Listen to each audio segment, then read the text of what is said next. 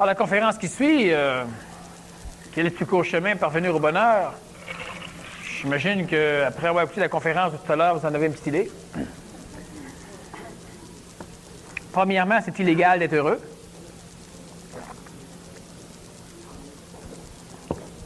Puis quand je dis ça, il y a des gens qui disent il est bien négatif, Daniel Kim. Bon, ben, tout le monde, il est heureux, il est gentil, il est beau.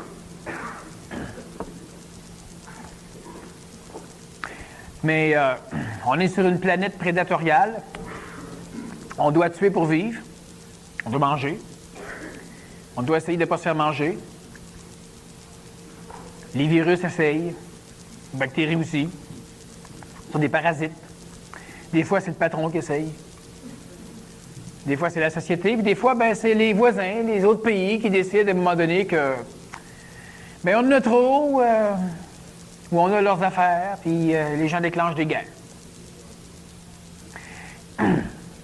Réalistement parlant, les dieux qui ont chapeauté l'humain pendant 10 à 15 000 ans sont tous morts. Remplacés par de nouveaux dieux parce qu'à un moment donné, l'être humain en avait ras-le-bol. Certains dieux persistent après encore 12 000 ans. Des dieux que vous ne connaissez pas trop. C'est en sont dans les pays plutôt hindouistes. Et on a des dieux qui datent de 3500 ans, 4000 ans. Ce sont de très bons politiciens. Ils promettent, génération en génération. Ils punissent. Mais ils ne récompensent pas. Ils récompensent, un instant. Vous souffrez un peu moins. Au lieu de vous battre avec 15 coups de fouet, on va vous en donner 14. 13. Puis on va laisser le voisin vous donner les deux autres. Quand on observe la vie, juste avec le phénomène de la vieillesse, le phénomène de la mort, ben déjà là, c'est sûr que je suggère d'essayer de vivre le plus heureux possible, parce que de toute façon, apparemment, on s'est fait avoir. Et l'enfer est sur la terre. Peut-être. Peut-être qu'il est après. Fait qu'imaginez-vous à quoi ça va ressembler. Si déjà, il y en a qui pensent que la terre, c'est l'enfer. Selon moi, l'enfer apparaît surtout lorsque l'on est conscient. Donc, plus vous allez être conscient, plus vous allez être consciente, plus vous avez des chances d'être en enfer. C'est peut-être pour ça aussi que les saints, les personnes les plus appréciées des différentes religions, sont ceux qui ont souffert le plus. C'est peut-être les plus conscients. Dans leur milieu. Gandhi, c'est un grand bonhomme. Pas par sa hauteur physique. C'est un grand homme et non pas un homme grand. Bon. Mais il a souffert toute sa vie. Puis on l'a éliminé parce que, écoute, c'est assez de bien qu'il faisait, là. Et c'est fréquent. Je suggère fortement que l'humain essaye d'aller rejoindre des homochrones de bonheur et de se balancer du reste. Ça veut dire ne pas aller à la pêche. Par contre, les gens qui sont conscients ont des problèmes. Plus vous êtes conscient, plus vous avez la capacité de mentaliser. C'est-à-dire de vous donner des raisons apparemment rationnelles pour expliquer vos problèmes, pour expliquer votre comportement. La majorité des êtres humains que je connais défendent sans arrêt leur ego, défendent sans arrêt leur ennemi, les manipulations. Un jour, je disais à quelqu'un de cesser de boire, parce que c'est un couple, et ils sont alcooliques tous les deux, mais le mari, lui, il est alcoolique, mais son alcoolisme l'amène à être très violent.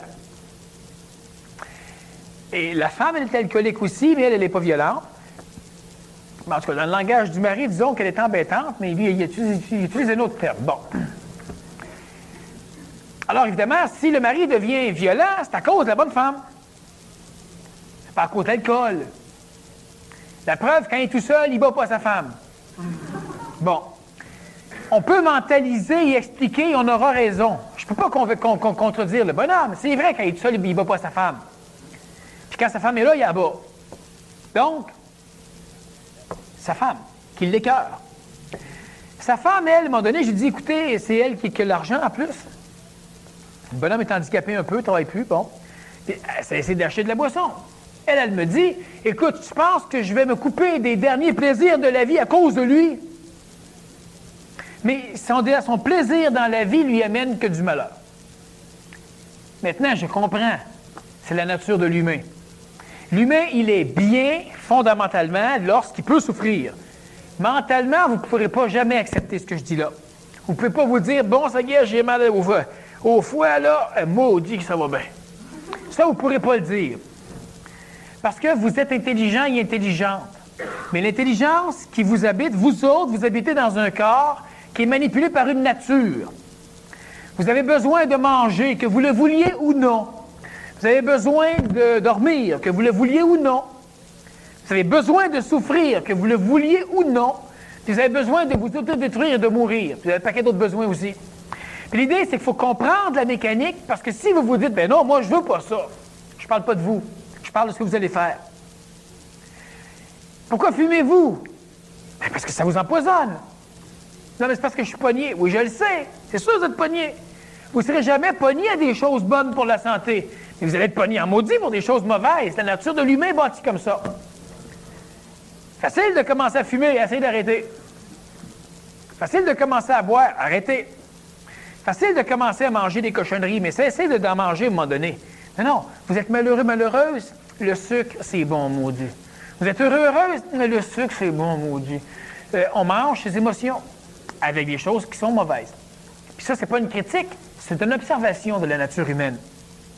Tout le temps, tout le temps, tout le temps. On essaie d'être à la hauteur de la personnalité que les voisins veulent qu'on aille. On essaie de lutter contre, d'être meilleur que celui que le voisin, d'être le meilleur de l'entreprise, d'être ceci, d'être cela. On essaie de toujours un paquet d'affaires. Tout ça parce que pour nous amener un jour vers la mort de toute manière. Donc, je suggère fortement de profiter des années qui restent à vivre pour vivre une vie intéressante. Pour glisser rapidement vers une vie plus heureuse, on doit glisser au mot chroniquement. Ça veut dire quoi? Ça veut dire qu'on doit comprendre les mécaniques du temps, comprendre que le temps n'est pas une chose qui est linéaire, qui est fixe, puis comprendre qu'on est dans un monde d'illusions. Tant qu'à être dans un monde d'illusions, on va jouer avec l'illusion, on va se donner une vie qui a plus d'allure. Mais pour ça, on doit transformer son ego logique, c'est-à-dire transformer les filtres chez nous. Votre ego logique est sans arrêt en transformation. Parce que la vie vous amène de l'information. Vous filtrez. Les enfants sont beaucoup plus ouverts. Parce que leur filtre, ils ont moins de filtres, c'est moins complet.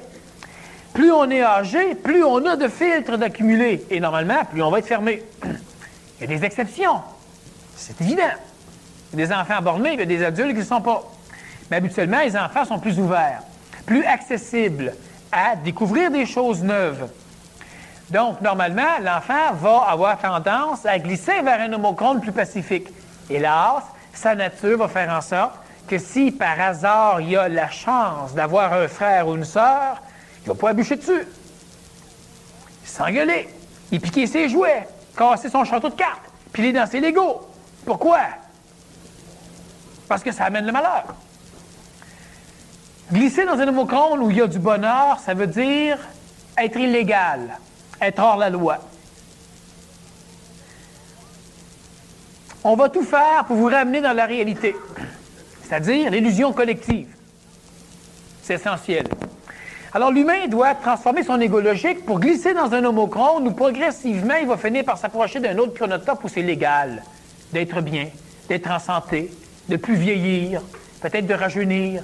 Ça a l'air fou ce que je dis là, mais c'est aussi insensé que de dire de vieillir. Vous avez déjà eu un bobo, une verrue. C'est poussé, c'est là, c'est de la peau, ce sont des cellules. Vous les coupez, vous les grattez, vous les wardez. C'est là. Puis un jour, la verrue, elle s'en va. Mais regardez votre peau après. Pour la majorité, il n'y a même plus de cicatrices. C'est parti comment? Comment les cellules ont-elles décidé, à un moment donné, tiens, on va s'en aller? On a pris un médicament. Le foutu médicament, comment il fait pour dégager les cellules, pour replacer la peau à sa place. Ça marche chez certains. Ça marche pas chez d'autres. Quand j'étais jeune, j'en avais une verrue. Ça, c'est quand on mange mal. La verrue sur les mains, c'est souvent signe de problèmes digestifs. Alors, avec de l'ail, on frotte ça avec de l'ail, frotte ça avec de l'ail, puis ça a l'ail que ça a marché, parce qu'il est parti. D'autres frottent ça avec d'autres affaires, puis il y en a d'autres, il n'y a rien à faire, il faut qu'ils achètent des produits. Glisser dans un homochrone plus pacifique, plus à la hauteur de notre intelligence. Je dis souvent aux gens que votre vie est probablement une insulte à votre intelligence. Puis je ne dis pas, ah, ben c'est pas si pire. Je vous parle pas de si pire, je vous parle que c'est une insulte à votre intelligence. La majorité des êtres humains n'ont pas la matière nécessaire pour être libres, pour être créateurs, pour pouvoir faire des choses. Vous voulez prendre des vacances, vous avez des enfants, mais vous partez avec vos enfants. Vous voulez aller visiter l'Afrique, vous allez en Afrique avec la gang, la famille. Ça coûte cher. Ayez de l'argent. Ça, c'est pas si facile. Je sais, c'est illégal. Ceux qui ont de l'argent, les enfants ne veulent pas y aller, puis ceux qui n'en ont pas, les enfants aimeraient bien y aller. J'entends souvent des gens dire, si j'avais la chance d'un tel, moi, je ne niaiserais pas comme lui. C'est ça. C'est pour ça que tu n'as pas la chance. Parce que tu ne niaiserais pas comme lui. Fait qu'on t'a ôté les outils. Lui, il a les outils parce qu'il s'en servira peut-être pas. Sur la Terre, c'est vrai, plusieurs ont du talent, d'autres ont du succès. Puis si vous voulez avoir les deux, ou si vous voulez avoir juste le succès, c'est plus rentable, bien là, vous allez devoir travailler et faire un paquet de compromis. Mais le bonheur n'est pas là-dedans. Alors, on va glisser. Il y a des moyens de le faire. Je vous donne des gros morceaux pendant la conférence. C'est évident que c'est suffisant pour que ça puisse probablement vous aider à travailler les choses un peu. Bon, il y a des cours que, tout à l'heure on a parlé d'un cours, il y a des cours qui sont donnés à l'académie qui sont peut-être plus spécifiques sur le glissement homochronique, sur la reprogrammation de l'ego logique, des choses comme ça. Bon, mais quand même, ce que je vais vous donner là, ça va être utilisable. En fonction, évidemment, de votre ouverture. Comme là, je suis en train de développer un cours sur... le résumé du cours, c'est comment faire d'un imbécile un génie. Bon. C'est résumé. Ceux qui veulent s'inscrire, là. L'idée, c'est que je me suis rendu compte que les imbéciles, ça n'existe pas. Mais les gens n'ont pas les structures cérébrales, les structures de pensée nécessaires pour être efficaces dans telle ou telle situation.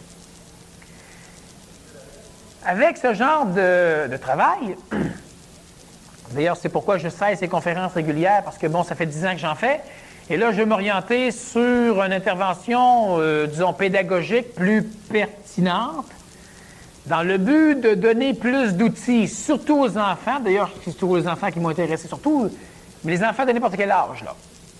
Il y a des enfants qui ont 55 ans, 60 ans, les enfants de n'importe quel âge, mais les enfants. Jeunes ou vieux, mais les enfants. Et la majorité de ce qu'on a comme modèle pédagogique amène des structures métacognitives, des structures cérébrales chez l'être humain qui sont totalement inefficaces pour permettre l'expression de l'intelligence chez l'humain. Autrement dit, votre intelligence, chaque fois qu'elle veut s'exprimer, elle doit utiliser des outils qui ne permettent pas son expression. C'est pas ça que je voulais dire, c'est pas ça que je voulais faire, ben non, t'as pas compris, puis on comprend pas ce que l'autre veut dire, puis on n'a pas les structures nécessaires.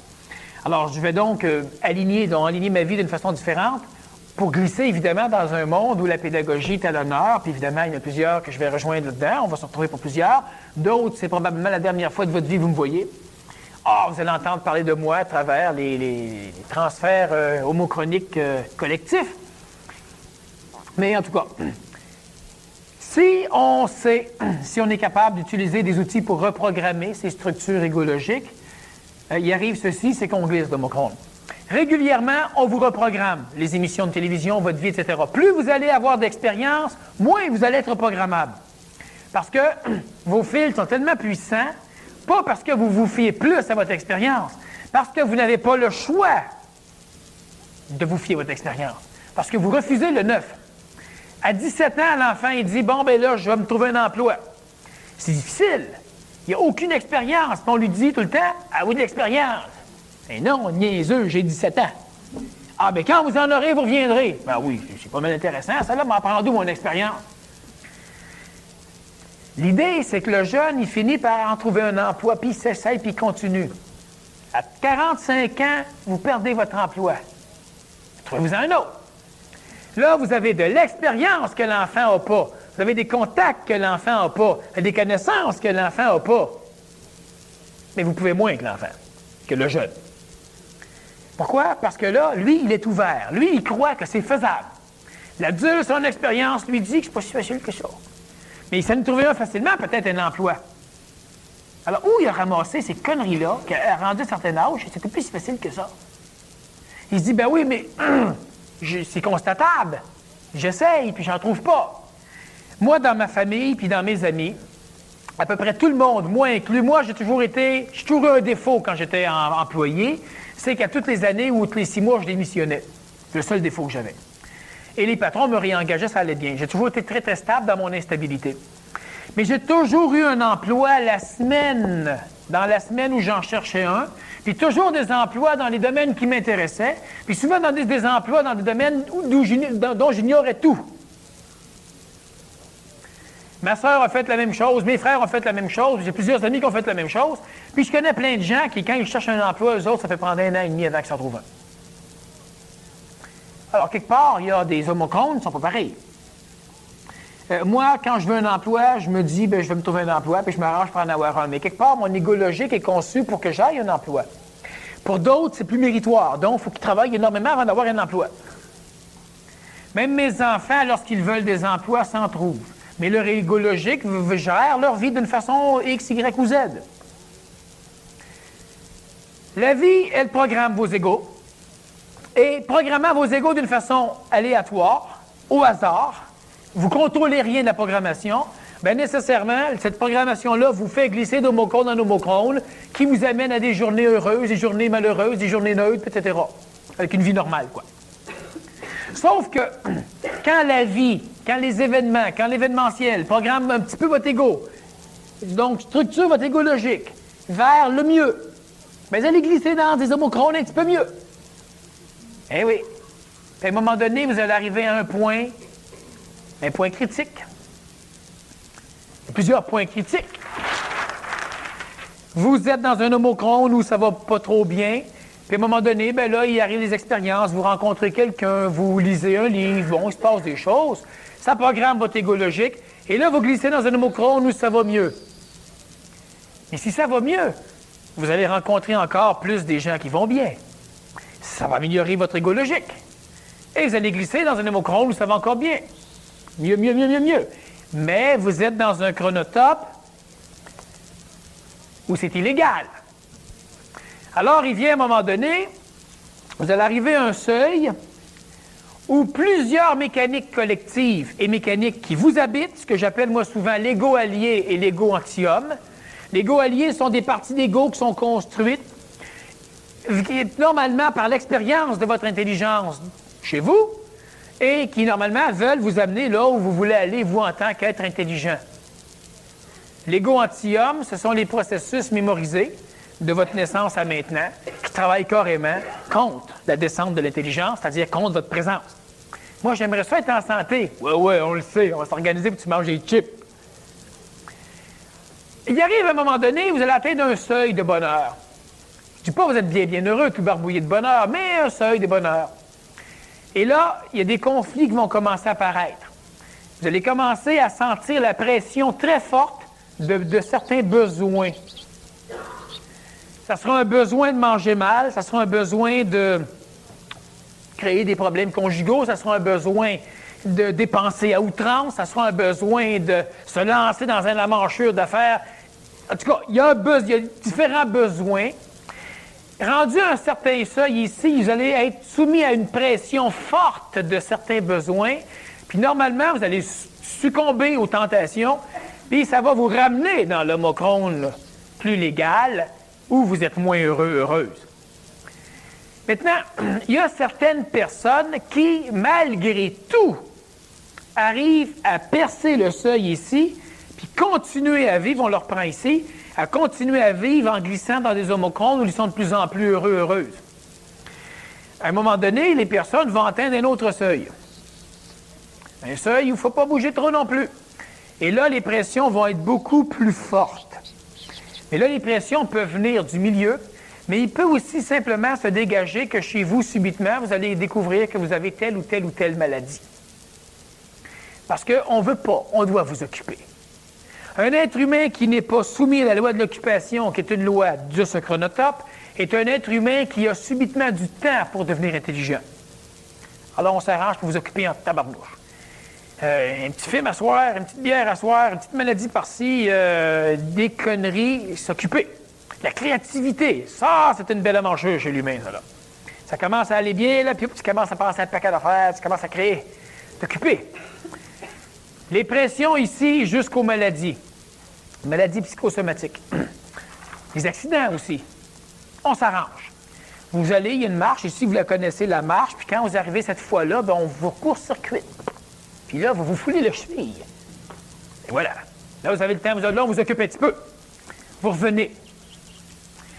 Maintenant, il y a dans la tradition un terme qui est le plan de vie. Le plan de vie, c'est bien. Moi, j'appelle ça une assiette de vie. Pas dire un bol. Un bol, vous savez ce que c'est? C'est-à-dire à un rebord. On est dans le fond, nous autres, là. Puis l'autre chronotope, il est l'autre bord du bol. Ce bol-là, c'est un chronotope. Tu en iras le bol, là, parce que t'es tout proche de t'en sortir. Puis là, normalement, tu fais ce qu'il faut pour tomber dedans. Bon. L'assiette de vie, vous avez une programmation égologique. Vous êtes, dans cette programmation-là, il y a des limites à votre changement, à votre qualité de vie. Il y a des limites. Moi, je suis né pour un petit pain. Ça se peut que ce soit vrai. Il y a des limites. Vous avez une génétique qui va peut-être vous donner des maladies cardiaques à un moment donné. Bon oui. Vous avez une génétique qui peut-être va faire ceci. Il y a des limites. Et physiques, et psychologiques, et vitales, et mentales, etc. Alors, vous cheminez, vous, dans votre assiette de vie. Vous allez vivre jusqu'à temps, vous allez mourir. Mais hélas, certains parmi vous, vous avez des tendances inexorables à évoluer. Puis à un moment donné, à vous conscientiser, c'est encore bien pire. Puis là, vous vous approchez des limites de votre assiette, du chronotope. L'autre côté, c'est une autre assiette, un autre chronotope. Il peut être pire. Il peut être mieux. Ça dépend de votre égologique où ce qui vous amène, mais normalement, on ne sort pas d'un chronotope. Il y a toujours moyen de le faire, chez l'être humain conscient. Puis à un moment donné, quand vous allez approcher très, très, très près de l'assiette, là, on a vu ici qu'on avait des points, des seuils critiques où il y avait des pressions. Quand vous approchez de l'assiette, donc pour sortir, là, vous allez réussir un coup qui peut réellement vous aider. Normalement, à se rendu là, l'étape que l'humain vit, c'est la remise en question complète de toutes ses affaires. Là, il se débine. Il se déprime. Là, subitement, il n'est plus sûr de rien. Là, il ne comprend plus rien. Puis là, il remet en question, différentes façons de remettre en question. Il remet tellement en question ses affaires qu'il retombe dans son assiette à un moment donné. Certains vont dire, écoute, là, finalement, là, je n'ai ras le bol, moi, de ci, puis de ça, puis de ça, puis de ça. Puis là, je vais retourner un peu comme tout le monde. Il me semble qu'il me manque. C'est ça. Là, tu es en train de revenir dans ton assiette. Puis je dis pas que la personne est mauvaise. Je vous explique une mécanique. Alors que si on arrive sur le bord de l'assiette, puis qu'on sent toutes ces pressions-là, puis toutes ces choses-là, l'être humain qui est connaissant des mécaniques, décode ça comme un symptôme positif. Il doit se dire, ah ben là, il n'y a plus rien qui marche. Ça veut dire que je suis en train de m'en sortir, c'est boulot. Puis si la personne reste stable, ben là, sa vie change. Maintenant, la vie, donc, programme votre égologique. C'est intéressant. Et, dépendamment des programmations, on vous amène d'un bord ou de l'autre. Quand vous arrivez à un certain seuil de pression, normalement, on tombe. Fait qu'on revient. Alors, on touche un peu à certains bonheurs. C'est illégal. On touche un petit peu, puis on revient. Ça va. Un bonhomme a dit, le bonheur, c'est le malheur qu'on n'a pas. Ben, regardez la télévision, regardez ce qui se passe en Tchétchénie, puis vous êtes heureux en maudit. Le bonheur, vous n'avez pas. C'est le malheur que vous n'avez pas. Le malheur des uns fait le bonheur des autres. Principe d'équilibre. Mais moi, dans le chronotope que je vise, le malheur des uns, il n'y en a pas. Le bonheur des uns fait le bonheur des autres. Ça m'arrange. C'est plaisant. Si vous aviez la, capacité volontaire, consciente, de reprogrammer votre ego logique. Mais là, au lieu de vous laisser aller par la vie, on s'en va comme ça, puis on glisse un petit peu, puis on glisse, puis on glisse, puis on glisse, puis on tombe, en reprogrammant volontairement, sciemment, consciemment son ego logique, là, on peut établir des règles, des objectifs, des conditions préalables qui vont faire en sorte qu'on va s'en aller progressivement vers un genre de vie qui nous plaît, donc avec une amélioration, avec une belle-mère ou un beau-père qui commence à être agréable, ça se peut, avec des beaux enfants qui commencent à être agréables, avec un patron ou des employés qui commencent à être intéressants.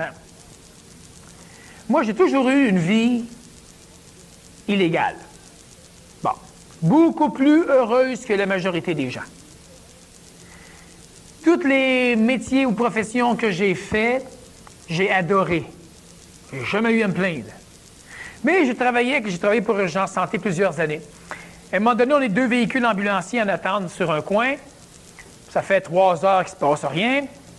Puis là, les gars d'à côté, ils sont là en train de se sacrer, puis maudit que c'est plate, puis ils pourraient bien penser à nous autres un peu, parce qu'ils donnent des appels aux autres, apparemment. À un moment donné, ils donnent un appel. Ah, là, ils sont-ils contents, ils partent faire leur appel, puis là, ils reviennent. 2 minutes après, un deuxième appel. Ah, il ne prend pas de nous lâcher un peu! C'est là l'humain, ça, là. C'est l'humain, ça. C'est l'humain. Il faut qu'il chiale tout le temps. Alors que moi, non, moi, ça allait bien. Quand j'avais des choses à écrire, j'avais pas d'appel. Quand j'avais le goût de faire de quoi, j'avais des appels.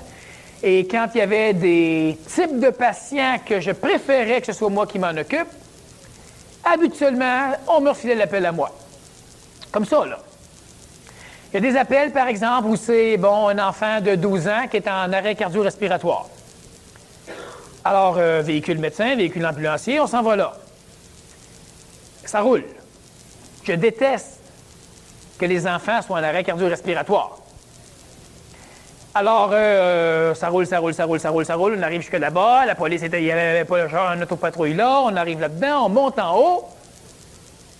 Et voilà l'égo logique qui se met en marche. Puis là, j'appelle au central pour dire, dites au médecin de venir normalement. Premièrement, c'est pas un arrêt cardiaque, c'est un décès. Hein, il est en rigidité cadavérique. C'est pas 12 ans, c'est 72 ans. Vous avez mal compris au téléphone. Ça, c'est l'égo logique. Procédure. Moi, je vais dire, maudit, ils se sont trompés. Mais très souvent, quand je ne voulais pas, ils se trompaient. Ah, bien, ça m'arrange. C'est très, très, très puissant, si on comprend bien le remodelage de l'égo logique, ce qui peut être fait. À un moment donné, une personne m'a dit quand j'étais jeune, écoute, quand tu vas en ville, là, avant d'arriver, commande-toi donc un stationnement, tu vas pouvoir trouver un. J'ai essayé ça. Je le fais encore, ça marche. Peut-être parce que je suis le seul épais pour que ça marche. Ça me dérange pas d'être niaiseux. Je stationne, moi. Mais finalement, est-ce que je commande un stationnement ou si je glisse là où il y en a un? Bien, une chose est certaine, c'est que chaque fois que je décide qu'avant d'arriver là-bas, là, je vais en avoir un, il y en a un. Et je ne suis pas différent des gens. Je comprends des mécaniques. J'ose essayer des choses. Ça ne me dérange pas de comment je me juge ou comment je suis jugé. Il faut faire des expériences pendant qu'on vit. L'égo logique, si on le reprogramme, il y a des façons de faire, évidemment. Si on reprogramme son égo logique volontairement, consciemment, ça prend un laps de temps parce qu'il faut reprogrammer, donc il y a des fils qui disent non. À un moment donné, nous autres, on trouve des façons pour le reprogrammer. Puis en l'ayant suffisamment, quand on commence à avoir des mécaniques de reprogrammation, l'égo logique finit par changer. Puis progressivement, notre vie finit par changer. Combien de personnes ici, vous, intelligemment, consciemment, vous êtes pour la maladie? Il n'y en a pas. Combien parmi vous êtes-vous d'accord qu'on vieillisse? Pas fort. Hein? Vieillir. Combien vous êtes d'accord avec les pertes de mémoire, l'Alzheimer? Avec la mort. Ah, c'est sûr qu'il y a des égologiques qui vont dire, oui, mais il faut mourir un jour. Pourquoi? Ah oui, mais on n'est pas pour vivre tout le temps. Ah oui, mais c'est l'écologique, là. Pourquoi? Ah oui, mais il faut laisser la place aux jeunes. C'est son enfer. Pourquoi qu'on en fait des jeunes? C'est parce qu'on perd des vieux.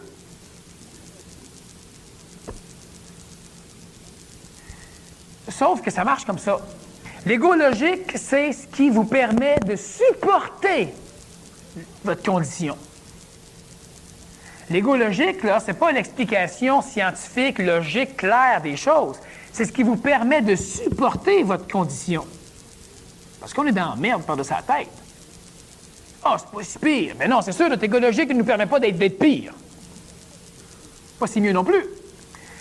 Reprogrammer l'ego logique, ça veut dire restructurer des mécaniques, fondamentales, naturelles chez nous, et progressivement, l'ego logique, c'est lui qui nous accroche à des homochrones différents et qui nous fait glisser. Autrement dit, consciemment, fortement, vraiment, changer de monde, changer de vie, ça ne marchera pas. Ça ne passe pas par votre intelligence. C'est l'ego logique, c'est l'ego qui détermine là où on va. Et l'ego, évidemment, il y a les motifs là-dedans. Vous pouvez avoir des maladies émotives, vous pouvez avoir des cancers, vous pouvez avoir des ulcères, vous pouvez avoir un paquet d'affaires. C'est l'ego qui décide ça. Vous êtes tout calme, puis la patate, elle vous promène, non, calme-toi donc, arrête donc. Oui, oui. Mais ça ne veut pas dire que ça va marcher, ça, là. Vous êtes en train de transpirer comme c'est pas possible, puis vous ne voulez pas transpirer. Transpirez pareil. Oui, mais c'est parce que la transpiration refroidit votre corps. Pourquoi les foutus enfants ne transpirent pas comme nous autres, d'abord? Il y en a que c'est nous autres qu'il faut que ça transpire pour refroidir le corps. Les enfants, eux autres, n'ont pas besoin. On peut s'amuser. Moi, ce que je vous dis, c'est que si on se met à observer les choses, écoutez, ce qui se peut pas, là, c'est juste de ça qu'il y a. Puis notre ego logique, il devient fractionné. À un moment donné, on ne voit plus. On devient très, très, très fractionné. Si on regarde des enfants, on comprend tout. Si on regarde des adultes, on comprend tout. Si on regarde des vieillards, on comprend tout. Si je vous dis, moi, faites donc des passerelles entre tout ça, là, comment ça se fait que là, c'est de même, que là, c'est pas de même, puis que là, c'est encore différent? Mais c'est normal. Pourquoi? Je n'ai pas de raison. Moi, j'ai pas besoin de barbe. J'ai jamais eu besoin. Ah oui, mais c'est normal. Pourquoi les jeunes garçons n'en ont pas? Pourquoi les femmes n'en ont pas? Ah oui, mais c'est à cause que... Mettez-moi-en des à cause. Sauf que c'est ridicule pareil. Hein, c'est pas... Comme les femmes être menstruées régulièrement pour rien. Ah oui, mais c'est normal. Je m'en fous que c'est normal. Pas intelligent pareil. Il y a des femmes qui ne sont pas menstruées et qui ne sont pas malades. Il y en a d'autres qui ne sont pas menstruées et qui vont finir par souffrir d'ostéoporose. On doit se reprogrammer. Se reprogrammer, ça veut dire s'ouvrir à n'importe quoi. D'ailleurs, moi, si au départ de mes conférences, je ne m'étais pas autorisé à dire n'importe quoi, je n'aurais jamais fait.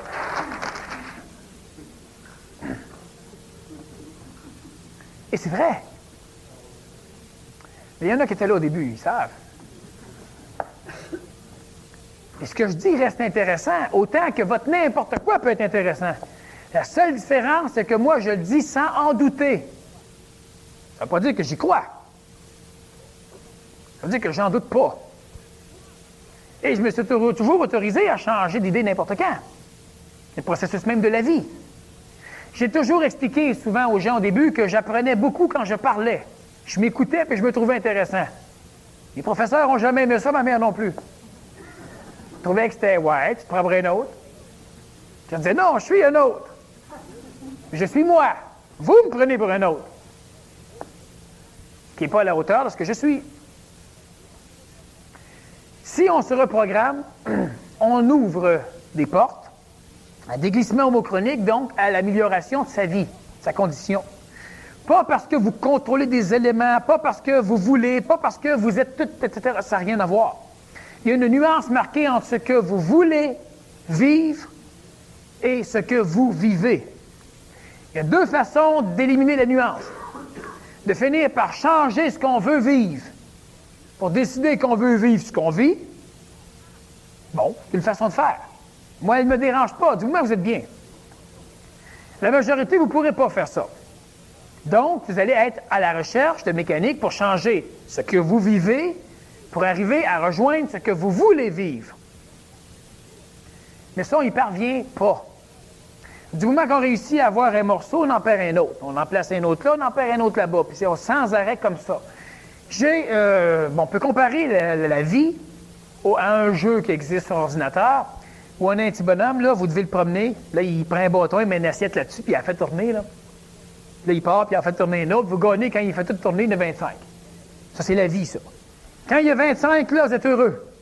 Là, vous êtes rendu ici avec l'assiette, là, placez notre assiette là.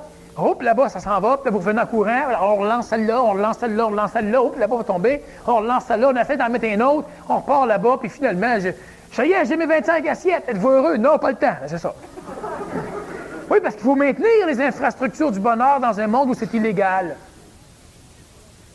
Alors, il y a une façon de vouloir modifier sa vie. Il y a une façon de vouloir avancer dans sa vie. Il y a une façon de vouloir structurer sa vie.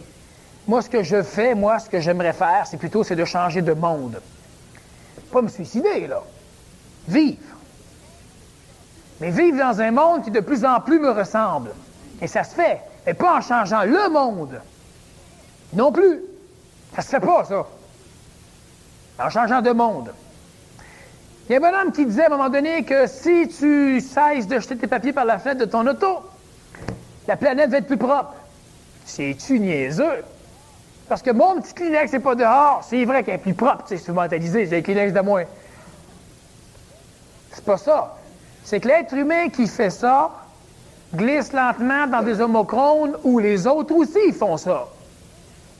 Donc, progressivement, la personne va dire, tu vois, ça finit par engendrer un mouvement collectif. Écoute, ils m'ont jamais vu comment ça l'a pu faire pour engendrer un mouvement. Non, tu glisses dans des homochrones où les gens sont comme toi.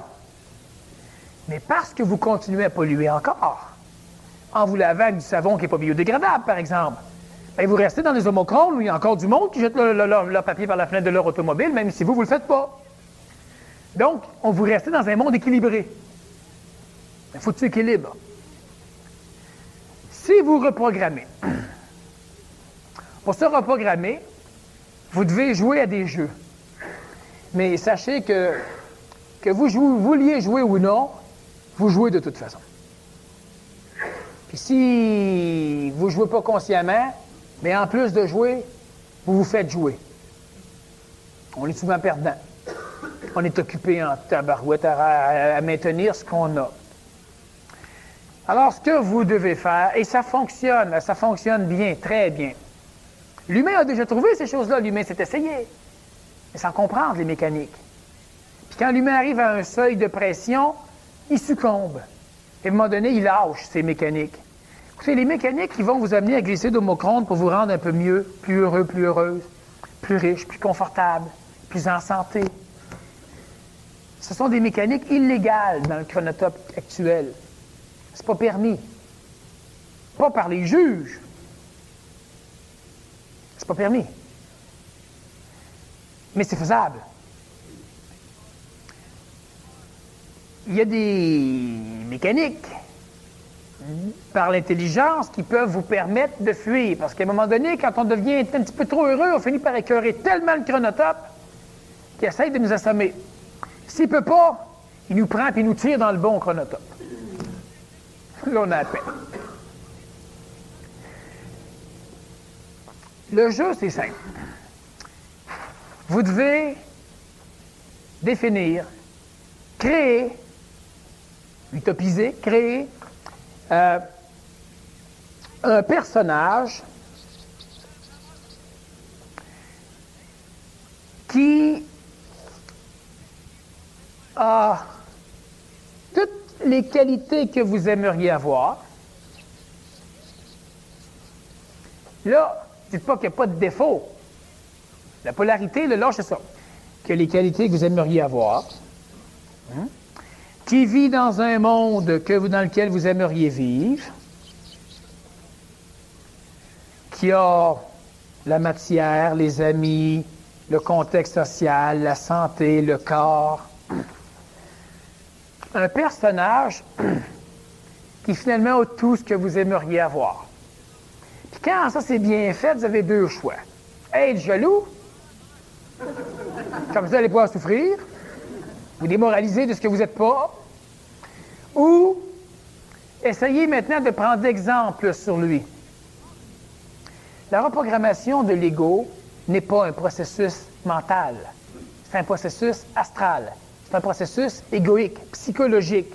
Donc, vous ne devez pas essayer par votre raisonnement mental de programmer un ego.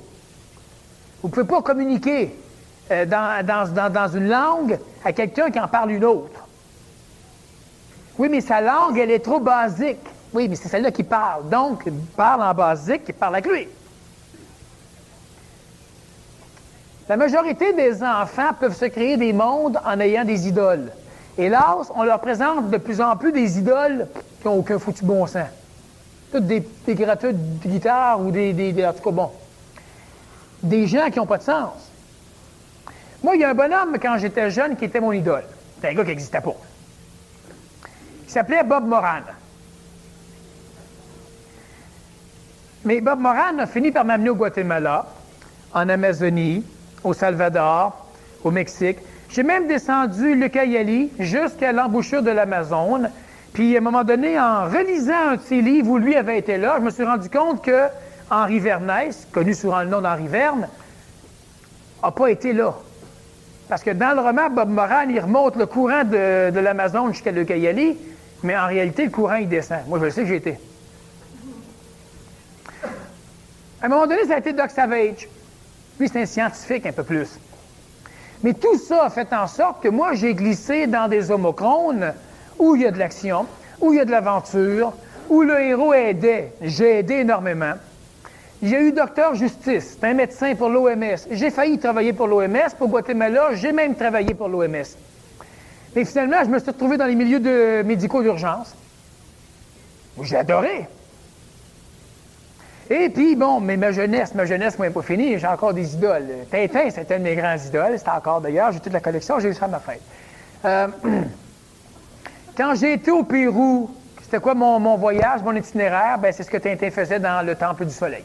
On est allé à Callao, on est allé à Jauja où lui est allé, on a fait à peu près les mêmes affaires, puis finalement, on a vécu le voyage qu'aucun touriste va vivre. Ça fut génial. Tu sais, il a l'air niaiseux en mot. Daniel Kem, c'est le grand Daniel Kem, il lit Tintin, il s'en va avec ça au Pérou, avec sa gang, là, avec Dupont, puis bon. Et oui, c'était très plaisant, très plaisant. Mais les homochrones, il faut les placer, mais c'est des choses qui nous est arrivé, des choses là-bas qui tiennent à peu près tous du miracle, mais qui tiennent uniquement de l'aventurier. Un aventurier, pas celui qui coupe les filles, là. Un aventurier, là, un globe-trotteur. C'est drôle qu'il survit. Alors que les touristes, de misère. Mais c'est une question d'homochrone. Alors, une fois qu'on s'est fait une idole, cette idole-là, vous devez lui donner un nom. Ce nom-là, c'est un nom fictif. Ça ne peut pas être votre nom. Ce n'est pas vous dans l'avenir. Égologiquement, vous allez refuser ça. Vous ne pourrez pas y croire égologiquement. Vous peut-être y croire mentalement, mais vos structures égoïques ne pourront pas y croire. Donc, ça doit être quelqu'un. Lui peut, par exemple, vouloir être comme moi. Il peut. Il peut. Il faut faire qu'il se coupe la moustache, il faut faire qu'il perde ses cheveux. Bon. Sauf que s'il se fait un modèle de lui dans le futur, égologiquement, il va tout faire pour lui fuir. Mentalement, il va tout faire pour y aller. Mais c'est l'ego logique qui décide le homochrone qu'on prend. Ça se passe là, pas là. Donc, il doit se faire un modèle extérieur, puis un modèle qu'il va commencer à vouloir copier. Programmation de l'ego logique. Son modèle, lui, a une femme, puis il découvre un soir que sa femme l'a trompé. Qu'est-ce que son modèle ferait dans une situation comme ça? Ça, il faut qu'il se pose. Et là, il va se dire, ben là, mon modèle, qu'est-ce qu'il ferait? À des enfants, je leur suggérais, à un moment donné, vous allez, par exemple, il y a des livres qui existent, ce sont les 4 races. Tu es perdu dans une ville que tu ne connais pas. Au lieu de broyer, demande-toi donc ce que les 4 races feraient. Puis tu vas savoir quoi faire. Ça veut dire que vous avez déjà le potentiel de résolution de problèmes, déjà le potentiel de faire plein de choses, de vivre heureux, d'organiser vos affaires, mais vous n'avez pas les structures pour le faire. Alors que si vous empruntez les structures de quelqu'un qui est capable, bien, c'est comme si vous aviez quelqu'un pour vous dire quoi faire. Ça, c'est de la reprogrammation égologique. Autrement dit, on se détermine ce qu'on aimerait être, vivre, etc. Et là, on n'essaie pas de devenir comme ça. On essaie de laisser ce personnage-là, comme on dit l'idole, ce phénomène-là, vivre avec nous. Et ça reprogramme l'ego. Ça reprogramme ce que nous sommes, en tant qu'ego, pas en tant qu'intelligence. Jamais votre idole ne va vous faire des choses que vous ne feriez pas par votre intelligence. Le gros avantage là-dedans, c'est que vous avez un maître personnel qui vous suit tout le temps, puis qui ne peut jamais vous charrier, qui ne vous demandera jamais rien, puis qui ne peut pas vous amener des places qui n'ont pas de sens. Par contre, chaque fois qu'il y a des problématiques ou qu'il y a des réactions ou des choses à se poser, si on se demande comment l'autre ferait, dans la majorité des cas, on va avoir la réponse. Mais là, ce qui arrive, c'est qu'on remodèle l'ego logique à agir comme l'autre. Et progressivement, eh bien, c'est une vie qui ressemble à celle de l'autre qui commence à nous coller au corps. On ne se prend jamais pour l'autre. On joue, on ne se prend pas au sérieux. Mais on doit jouer sérieusement. Donc, on définit le modèle. Qu'est-ce que ferait dans telle situation? Est-ce qu'il serait là en train de gueuler après l'autre qui l'a coupé avec son auto? Oh non! Il y a bien d'autres choses à faire. Il serait en train de essayez de faire comme ça. Laissez-vous essayer d'imiter l'idole. Prenez-vous pas pour lui. Agissez comme lui. Moi, je m'en vais dans la jungle et là, je me demande, bon, j'amène quoi? On a un guide indigène qui veut nous amener, puis il nous dit, non, vous venez de même, puis il nous pied, tu sais, bon, puis on a nos bottes, mais quand même. Puis là, je me dis simplement, qu'est-ce que tel ou tel ou tel ou tel héros amènerait? Même si un indigène lui dit, pas de problème. Ah ben là, on amène ça, puis ça, puis ça, puis ça, puis ça, puis ça, comme le héros. Pas comme le touriste. Soyez comme le touriste, on n'amènerait rien ou trop de choses. Et puis là, on part. Des fois, il ne se passe rien. On traîne ça pour rien. Puis le héros, il nous dit, tu ne traînes jamais ça pour rien. Une des bonnes façons qui ne t'arrive pas de problème, c'est d'amener du matériel comme ça, tu t'en serviras pas. Mais si tu ne l'amènes pas, et comment ça se fait ça? Parce que ça ne l'amène pas, on recherche les problèmes, on va s'organiser pour glisser là où on en aurait besoin. Je n'ai jamais eu de problème. J'ai voyagé, j'ai été dans des places que, à partir d'ici, souvent, je me dis comment j'ai fait pour me rendre, pour aller... Oui, mais en 85, je suis retourné 10 ans après mon premier voyage, puis finalement, j'ai m'est arrivé des aventures aussi impossibles ou dangereuses ou abracadabrantes, invraisemblables. Puis aujourd'hui, si je me mets encore à étudier ça dans le modèle de l'adulte de mon âge vivant au Canada, je me dis, il fallait être fou. Bien, les fous, ils s'en sortent bien, ils ont du plaisir, puis ils ont de quoi compter. Donc, on peut, si on a un égo logique préparé d'une certaine façon, faire des choses qui, comme telles, n'ont pas de sens dans une autre version d'égo logique. Donc, ce que je vous suggère de faire, c'est de prendre le temps. Je sais que vous allez avoir des pressions, des occupations pour ne pas penser à le faire, pour ne pas le faire comme il faut, pour oublier après. Hein, on prend des bonnes résolutions, puis on les oublie. C'est normal, c'est la nature humaine. On s'achète un agenda, puis après, on ne sait plus où ce qui est. Bon, c'est la nature humaine. Faire un modèle. Une des choses qu'on peut faire, se trouver déjà un modèle. Dans les romans, à la télévision. Là, il y a une émission qui vient de sortir qui est très intéressante, c'est Les aventures du jeune Indiana Jones. Pour les jeunes, bien, au moins, on a un modèle de quelqu'un qui comprend pourquoi faire apprendre des langues, qui comprend l'instruction, qui... Bon, ça fait longtemps qu'on n'a pas eu d'émission qui avait de l'allure. Il y avait Lassie avant, il y avait des choses comme ça. Lassie est revenu. Ben là, c'est plus pour le chien, là. En tout cas. Mais se trouver un modèle, mais pas un modèle émotif, un modèle qui répond à votre besoin au niveau de l'intelligence. Par exemple, Mitsu ne peut pas être un modèle. Elle est correcte en tant que personne. Un chanteur ne peut pas être un modèle. Parce que vous voulez glisser dans des homochrones. Premièrement, ils sont malheureux, la majorité. Ils ont des petits, on ne l'a pas. On ne l'a pas du tout. C'est un homochrone égoïque. J'aimerais être aimé comme eux autres. J'aimerais être apprécié. J'aimerais être populaire. Oui, mais c'est un paquet de problèmes avec ça. Non, des héros qu'on peut les rencontrer aussi bêtes que Tintin, par exemple, ou oui, ça se fait bien. Du bon monde. Ça peut être des femmes, ça peut être... Bon, il y a des choses à chercher. Ceux qui ont lu la Cité de Seth à l'intérieur, il y a en masse de personnages qui répondent à des attentes au niveau d'intelligence. Que ferait telle ou telle personne, homme ou femme ou enfant? Parce que dans la Cité de Seth, on a de toute façon, les héros, ils sont de toutes les couleurs et de tous les âges, de tous les sexes. Que ferait telle personne dans telle situation? Bon, etc. De laisser le modèle vivre avec nous autres. Progressivement, on reprogramme l'ego logique, puis le modèle, on le forme. C'est notre intelligence qui forme le modèle, mais le modèle, lui, a la capacité de parler à notre ego. Alors que nous, l'intelligence, on ne parle pas à notre ego, on ne peut pas lui parler. Hey, écoute, relaxe le cœur un peu. Non, rien à foutre. Vous avez peur? Arrête d'avoir peur. Il vous écoute jamais, jamais, jamais, jamais. Faut pas que tu manges ça. Ben, regarde les pressions qu'il y a dedans. Monsieur veut manger ça, madame veut manger ça pareil. Tu sais, relax, cesse d'être en colère. Après, quand il aura fait ce qu'il veut, il va s'en aller. Là, vous allez pouvoir contempler ce que vous n'aviez pas voulu faire. Donc, c'est important de trouver le modèle, créer, constituer le modèle et le laisser venir vivre avec nous. Quand vous rentrez dans votre chambre, exemple, plusieurs, est-ce que votre héros, votre idole, votre modèle a une chambre comme ça?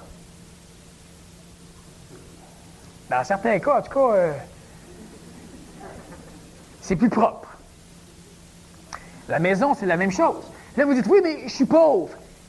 Votre héros, condamné à vivre dans une situation comme la vôtre, s'en sort comment? Vous allez voir les processus métacognitifs et le paquet de processus de transfert de votre intelligence versus le moyen pour programmer, l'idole, et votre ego. Puis vous allez voir les ressources phénoménales qui existent dans le modèle, qui existent chez vous, mais que vous ne pouvez pas transférer à votre ego autrement que par le biais de quelqu'un d'autre. Il y a des gens qui viennent me voir et me dire « Je veux vendre ce produit-là. Selon toi, c'est-tu bon? » Écoute, je dis « C'est pas à moi de décider. Toi, tu le trouves-tu bon? » Oui, moi, je le trouve bon. Moi, c'est impeccable. C'est ce qu'il y a de mieux. J'ai jamais vu rien d'aussi bon. Mais je veux ton opinion. Il a besoin, pour pouvoir transférer certaines choses à l'ego ou de l'ego à l'intelligence, de passer par quelqu'un d'autre. Mais le quelqu'un d'autre, il est soumis aux mêmes lois chronotopiques. Moi, je peux l'enguirlander, je peux le mettre sur un mauvais chemin, je peux faire plein de choses. Alors, vous devriez vous payer le luxe d'avoir une tierce personne, une tierce en tout cas, une double, une autre, une tierce, bon, qui est conçu à partir de votre attente au niveau de l'intelligence, lui est et vit. Puis c'est comme ça que vous aimeriez être et vivre. Et pour reprogrammer, lui doit vous conseiller. Comment t'as fait de t'en sortir? T'sais, vous vivez dans votre vie, puis là, vous vous posez des questions. Vous allez au restaurant, là, bon, parfait. Qu'est-ce que je mangerais? Là, vous regardez les menus, peut-être vous allez dire, irait ailleurs. Oui, il mangerait le menu. Des fois, c'est mieux pour la santé. Mais vous devez essayer au maximum d'écouter l'idole. Minimum, vous allez pouvoir conscientiser les pressions phénoménales qui existent pour vous conserver dans des homochrones qui ne sont pas en rapport avec vos besoins au niveau d'intelligence. Au moins, vous allez voir que ce que je dis, c'est très pratique, c'est pas théorique. Il y en a qui le savent déjà parce qu'ils vivent en masse. Mais on essaye au maximum d'écouter le héros. Mais le héros, c'est pas un maître qui, après 3-4 fois que vous ne l'écoutez pas, va vous envoyer promener. C'est un personnage fictif que votre intelligence domine. Alors, le héros irait manger ailleurs, là, mais vous vous dites, la pression est forte, puis finalement, vous êtes pris, puis finalement, vous mangez ça. Vous ne vous culpabilisez pas. Le héros, après avoir mangé ça, il ne se culpabiliserait pas. Il en rirait. C'est très important. Puis le héros, il ne vous lâchera pas après 20 fois, après 20 ans de problématiques. Il est toujours là, c'est vous qui décidez. C'est un modèle. Comment, lui, vivrait-il dans une situation comme ça, puis comment s'arrangerait-il pour en sortir? Là, vous allez voir votre héros, par exemple, il ferait ça. Là, vous allez vous dire, hey, moi, je ne suis pas capable de faire ça. Pas de problème. C'est parce que là, vous allez trop vite. Alors, immédiatement dans votre vie, là, il se passe quoi là, qui serait intéressant de régler? Ça peut être juste le ménage, votre relation de couple, votre relation parent-enfant, enfant-parent, votre relation extérieure, votre relation professionnelle, les idées que vous avez, la gestion de votre vie. Mais votre héros, il s'arrangerait pour se donner des outils, pour réfléchir de telle façon, pour modifier certaines situations. Et en s'accolant à ce modèle-là, vous allez avoir un moyen très, très, très pratique et efficace de permettre un transfert de votre intelligence vers votre ego, reprogrammation d'ego logique parce que le langage se fait en mode ego, en mode émotif, c'est une personnalité que l'ego va apprendre à aimer, il va y croire, sauf que l'ego ne peut pas contrôler, c'est les messages de la personnalité. Ces messages-là viennent directement de votre intelligence. Et l'ego va aussi être capable de communiquer par le biais de la personnalité à votre intelligence. Vous allez mieux vous comprendre, mieux vous connaître, mieux vous apprécier, mieux vous tolérer, plus vous laissez de chance de être capable de vous comprendre. Et en même temps, vous allez lentement développer, tout seul, sans effort et sans contrôler, une dynamique qui va vous amener de plus en plus facilement vers une vie homochronique plus heureuse. Parce que vous allez vous reprogrammer. Mes héros, moi, s'en sont toujours sortis.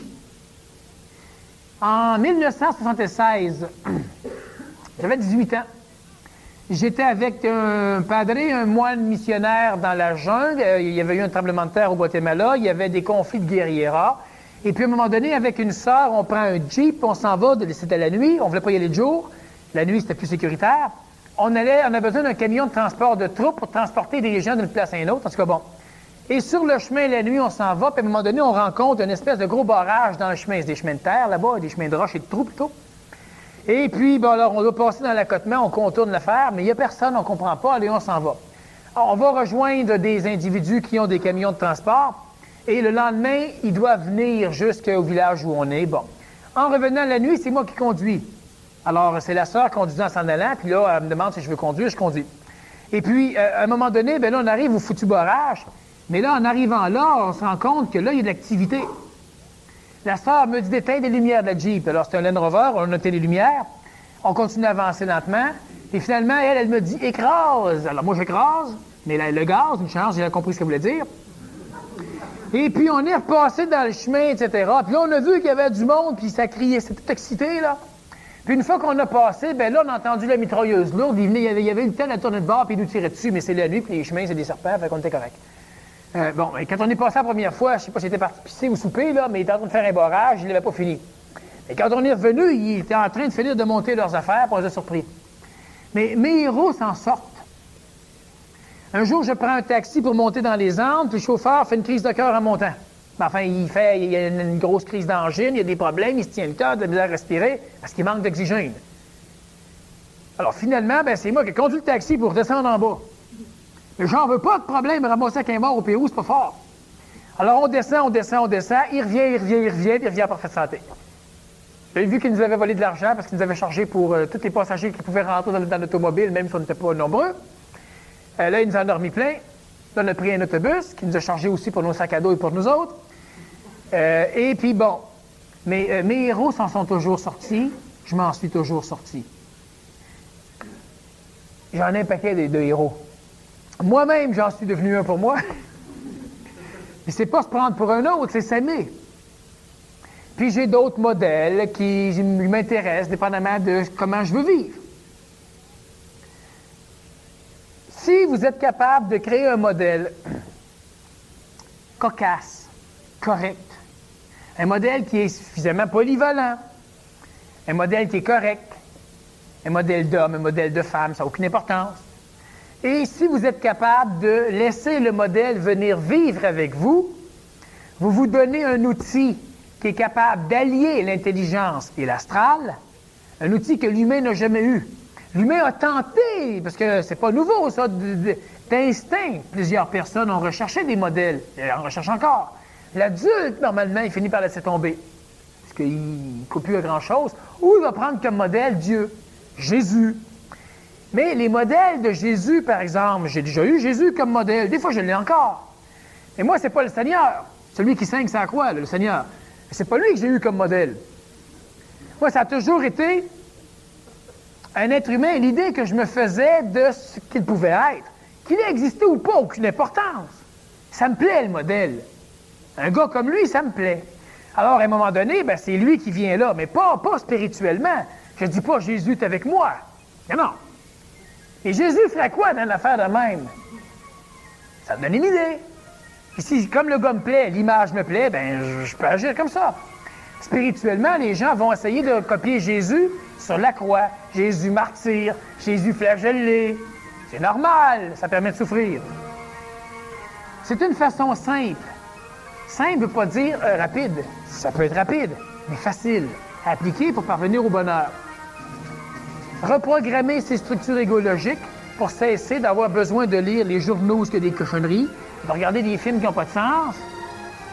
Plus vous allez couper ça, plus votre ego se reprogramme différemment, et plus votre vie va changer, puis plus ils vont sortir de films pour vous. Bien, vous allez glisser là où ils en font. C'est ma dernière conférence. Effectivement, pour le séminaire, j'en donne un dernier dans quelques mois. Les conférences réservées aux séminaristes continuent. Les activités réservées aux séminaristes continuent. Alors pour ceux et celles qui hésitent depuis longtemps, ben, c'est une chance que vous avez là. C'est pas pour vous vendre un séminaire. Je vous dis simplement que c'est le dernier que je vais faire probablement. En tout cas, avant très longtemps. Parce que je veux travailler avec un langage différent, avec des gens qui ont déjà aussi un potentiel différent au niveau du langage. Le séminaire permet d'ajuster certaines choses. Et puis, il y a des activités que l'Académie va continuer à offrir pour l'ensemble des gens. Si vous êtes intéressé à être tenu au courant, ben, vous devez au moins remplir un formulaire pour qu'on puisse vous envoyer des informations 1 ou 2 fois par année. Des activités qu'on va faire qui sont pratiques, qui sont intéressantes. Puis là-dessus, bien, pour ceux que je ne reverrai pas, bonne fin de vie. Puis arrangez-vous pour être heureux, tant qu'à y être, ça ne sera pas mauvais non plus. Alors, François, peut-être quelque chose à vous dire encore, puis là-dessus, ben, je vais vous laisser.